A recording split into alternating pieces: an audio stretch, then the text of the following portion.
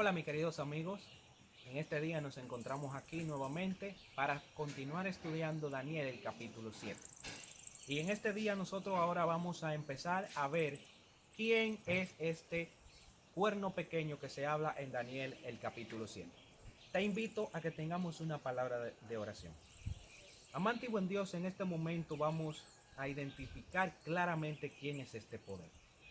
Rogamos, oh buen Dios, que haya equilibrio en nosotros para poder discernir tu palabra, para poder ver la gran verdad, oh buen Dios, y que tú nos ayude a estudiar con meditación, que tu Santo Espíritu nos dé el entendimiento que necesitamos para comprender esto, y que nosotros, Señor, podamos ponernos de parte de la verdad, aunque se desplomen los cielos y la tierra.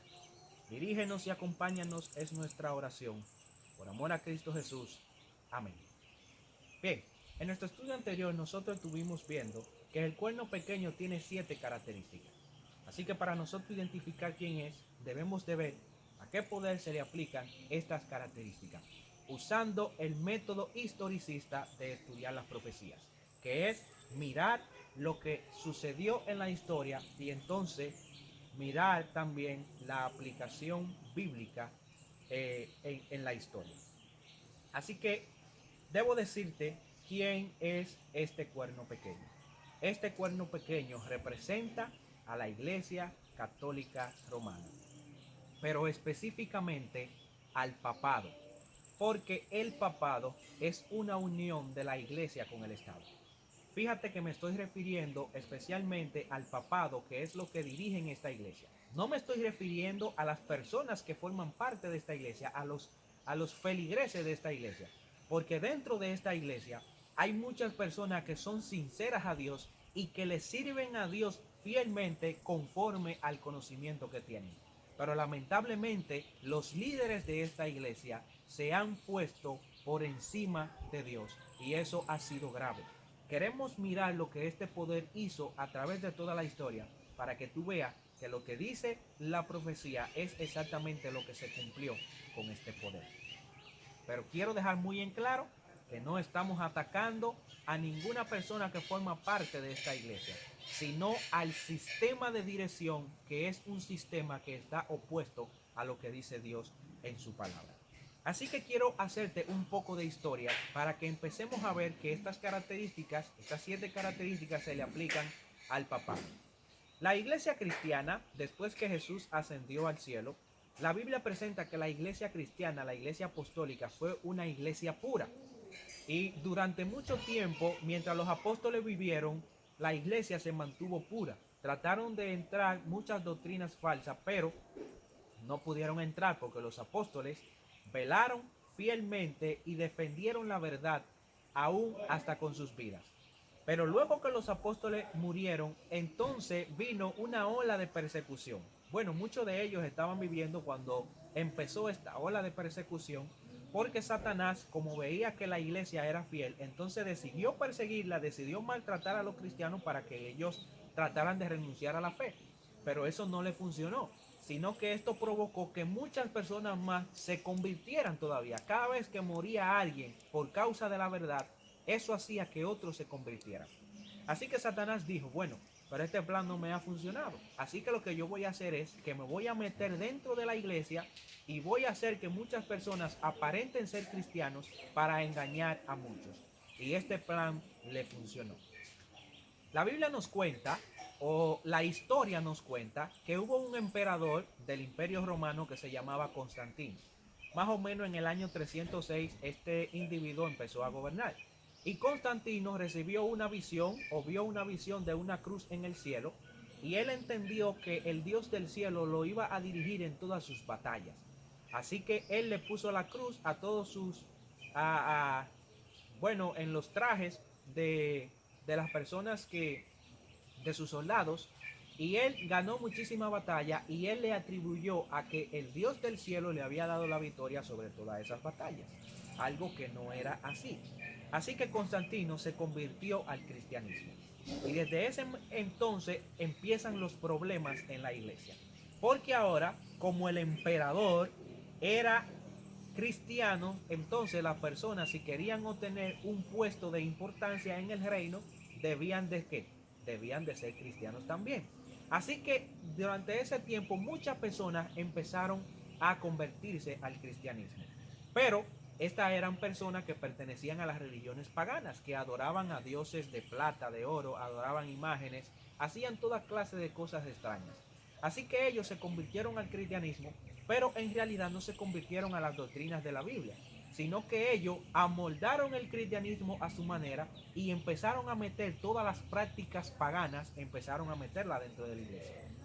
De ahí es que nosotros vemos que empieza la adoración a María, empieza la adoración a imágenes, es decir, todas las imágenes y dioses que ellos tenían, ellos tomaron esos mismos dioses y los renombraron. Por ejemplo, a Pedro, ellos tomaron la estatua de Júpiter y empezaron a adorar esa imagen, pero diciendo ahora que era Pedro. Entonces, en esa época empezó toda la oscuridad dentro de la iglesia, empezó a meterse todo el paganismo, empezó a meterse la teoría del infierno, empezó a meterse la teoría falsa del bautismo, todas las falsas doctrinas fueron penetrando en el cristianismo. Ya para el año 391, bajo el imperio de Teodosio, bajo el imperio de Teodosio I, ya en ese año la religión cristiana se convirtió en la religión oficial del imperio. Es decir, ahora todos los emperadores eran cristianos, pero habían estado metiendo todas sus prácticas paganas dentro, estaban metiendo todas sus prácticas paganas dentro de la iglesia. Entonces, después de eso, en el año 538, el emperador Justiniano entonces nombró al obispo de Roma como el representante de todas las iglesias del occidente y del oriente también, porque se le había ido el control de las personas del imperio. Así que él, para unificar el imperio, nombró al obispo de Roma o al sumo pontífice para que él entonces dirigiera ahora todas las iglesias, y también ahora él tenía poder en lo que tenían que ver los aspectos políticos también. Así que desde ese momento empieza a gobernar el papado romano. Así que la primera característica que nosotros vemos se cumple perfectamente con el papado romano, porque vimos que la primera característica era que ese poder tenía que levantarse después que las tribus bárbaras estuvieran completas. Y en el año 476 se fragmentó el imperio romano. Entonces, en el año 538, después que todo el paganismo había entrado en el cristianismo y que el cristianismo había sido nombrado como la religión oficial, entonces en el 538, entonces empieza a gobernar el papado romano.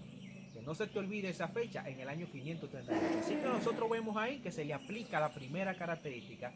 Empezó a gobernar después de la división de las tribus bárbaras. Ahora, la segunda característica que nosotros vimos es que este poder tiene que levantarse en Europa, porque allí era que gobernaba el imperio romano. Yo pregunto, ¿dónde tiene el papado su sede? ¿Dónde está la sede del papado? Está en Europa. El imperio romano gobernaba en ese territorio, así que ahí mismo se levantó este poder. Por ejemplo, ¿cuál es el nombre de esta iglesia? Iglesia Apostólica Romana. Iglesia Católica Apostólica Romana. Es decir, su localidad geográfica es en Roma. ¿Cuáles son los números que usa esta iglesia? Números romanos. Su religión y sus prácticas vienen del paganismo. Por ejemplo, en esta iglesia se practica la adoración a imágenes, la adoración a María, la adoración a los santos. En esta iglesia también es donde sale la teoría del infierno. Es donde sale la teoría también de la indulgencia, que para una persona ser perdonada de sus pecados tiene que pagar grandes sumas de dinero. Es decir, toda clase de prácticas antibíblicas que estaban en el paganismo también se practican en esta iglesia. ¿Y qué diríamos de la característica número 3? ¿Será que el papado, cuando se levantó, derribó a 3 de las tribus bárbaras? Indudablemente esto sucedió así. Y te invito a que tú mismo puedas averiguar por tu propia cuenta, que puedas mirar en la historia. Por ejemplo, en el año 493, en este año, los érulos, que eran una de las tribus que fragmentaron el imperio, fueron desarraigados totalmente. El papado, apelando al imperio, al gobernador, hizo que estas personas fueran asesinadas todas. Y hoy en día no hay una descendencia que venga de los érulos. Y simplemente porque estas personas creían diferente a como creía la iglesia. Por ejemplo, los érulos, los vándalos y los ostrogodos, ellos creían que Jesús no era eterno Dios. Eso es lo que se conoce como el arrianismo.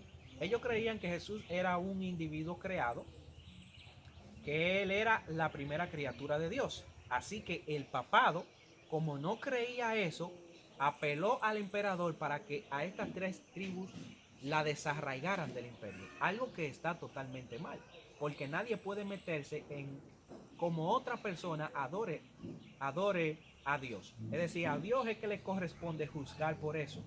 Pero nosotros no podemos dictar la manera y la forma en cómo una persona debe adorar a Dios. Así que este poder le pasó por encima a eso y en el año 493 cayeron los érulos. Hoy en día no hay una sola nación que descienda de los érulos.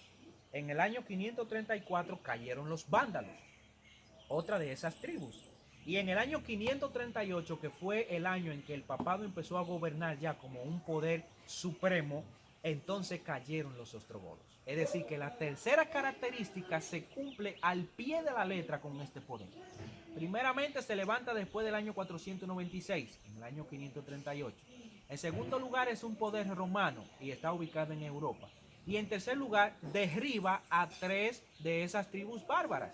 Y la profecía decía que cuando este cuerno se levantara iba a derribar a 10 de los cuernos.